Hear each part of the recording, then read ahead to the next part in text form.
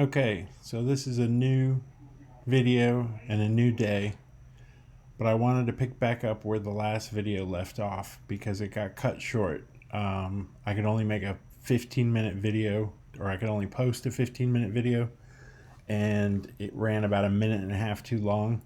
So an important part got cut off the end of that last video, which was to save your deck. Once it's saved, we can take it over here to the Play tab and check it out. When you first go to the Play tab, you're going to get this page right here. There are 0 games right now being played on Cardnum, but if there were games being played, they'd be played in these 3 rooms. There's a dream card room for games where 1 or more players are playing with cards from the dream card sets. There would be the standard room where you're going to get more competitive level games, and then the casual room where people are not going to take their games quite as seriously. Maybe they might need to leave in the middle of the game, or otherwise it is not as competitive as would be in the standard room. But there would be a number that shows how many games are being played in that room, and there would also be a number showing how many games are being created that have not started in that room. So if we were to create a game and waiting for an opponent to join us, we would have a number in that first spot. You also have all of your saved games. When a game is being played, you can stop in mid-game and save the game, and you can come back to it a day or any time later and rejoin the game with your opponent and pick back up where it left off. So a very handy feature. You can delete these. I've saved a few of these just for posterity's sake, but we would be able to load one and pick back up where it left off. Or, as is the case now, we could go back over here and we would create a new game. So we're in the casual room right now. It depends on what room you have selected is important when you push new game, because that's the room that you're going to be creating your game in. So we want it to be in the casual room. So we're going to say a new game. Now it gives us this page over here where we have to fill in a little bit more information. So we're going to call this Bergil's tutorial. We pick an alignment, so we could play any of the alignments that are represented here, just clicking that button. Since the deck we built is hero, we'll leave it set to hero. You can also have the text that appears on the cards can have the DC errata, the ice errata. You can also set end of turn auto save on the game. You can allow spectators. If spectators are watching, you could have the hands of both players be hidden or revealed,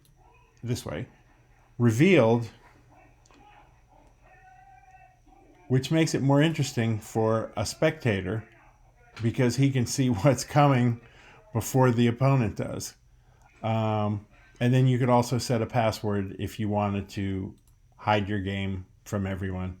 So we are not going to allow spectators on this, and we won't worry about this because there aren't going to be any spectators. And let's just do a little password here just to keep this closed while we fool around. Create. We now have one game. You see that up here on the right. It is in this first column of the casual room because the game hasn't started. We're still out here in the lobby setting things up. Or, could be the case, waiting for our opponent. We pick our alignment. Again, we're a hero. Over on this side is where you get to select your deck. You'd also have this chat window here. You can say, hey, opponent. And you could have a little conversation before you start the game. So, with one player, there's the option to practice. When you click practice, it asks you what deck you want to play.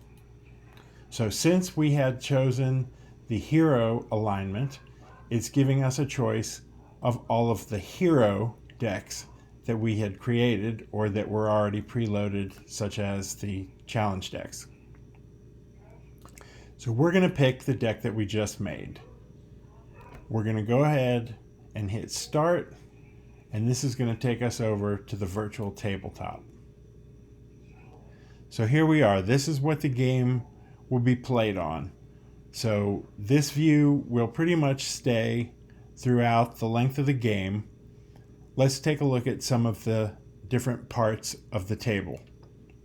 So you still, as on all the pages, you still have your tabs to get to the different pages for the website.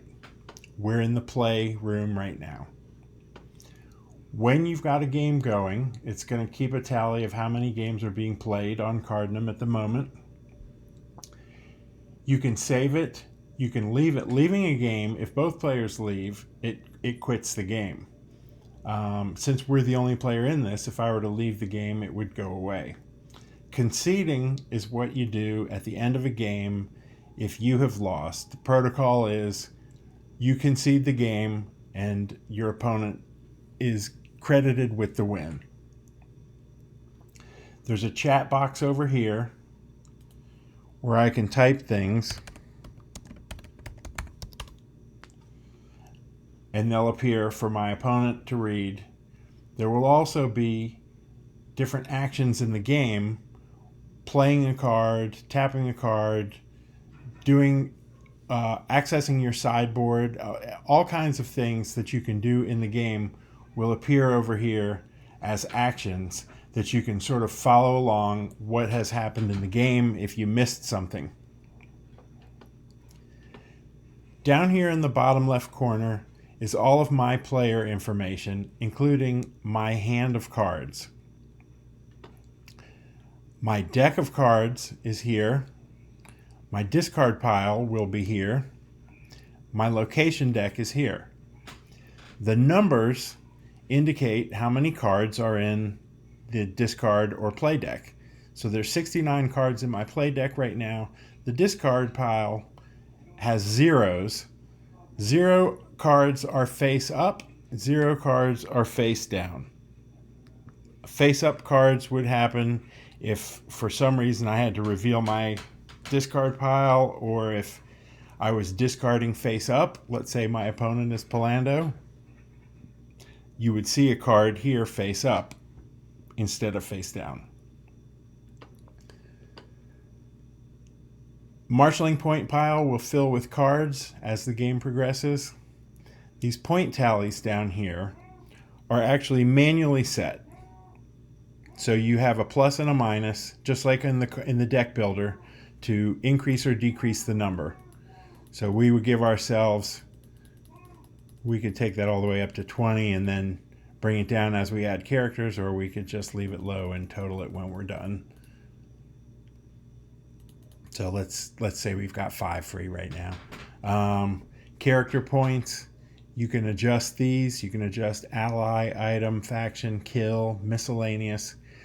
As these numbers adjust, the total marshalling points will accrue a total that matches all of those, the sum of all of those. So let's say we had 2 faction marshalling points and 4 character points, marshalling points. We'd have a total of 6 marshalling points. So these numbers are manually set. The total will calculate automatically. Maximum hand size is defaults at 8, but it can be adjusted based on game elements. You need to keep it set accurately because there are phases of the turn, the end of a movement hazard phase and the end of turn, where the game will actually not be able to proceed to the next phase until you reconcile your hand to the correct number, being whatever the number is that you have set right here. So keep that set accurately and you'll be able to play through the turn correctly. My opponent's information would all be up here on the top. He also has a pool or a hand of cards. My cards are visible to me, but would not be visible to him. The same way, he will have cards here and I will see card backs instead of faces. Since there is no opponent, there is no play deck or discard or starting pool or anything else. But these would all tally based on an actual opponent and our gameplay. The buttons that are right here are dynamic. They will change based on what part of the turn you're in and whose turn it is, if it's yours or your opponent's. We'll get to those in a second. Playing characters from your hand is easy to do. All you have to do is click on the character and it gives you the option of putting him out in a new party on the table here. So obviously we don't have a party, so he would create a new party. Characters go face down, just like sights do. You would reveal him, just like in the draft. If we were actually playing an opponent, the first card in our character pool, in our draft, would be laid out face down like that, and we would simultaneously reveal them by clicking on the card and then clicking the reveal button. You'll see over here, these things are starting to show what's happening. So I placed a character at locale 1, and then I revealed Frodo. You'll notice when I hover over the card that up here in the top right, you get a nice big preview where you can read the card. If that's not big enough, you can go over here and type /Z and he pops up even bigger. You don't need that. That's too big and it's in the way. So we will type /Z again and move it back to the default setting up in the corner. Those commands that you can type are going to be over here on the help page.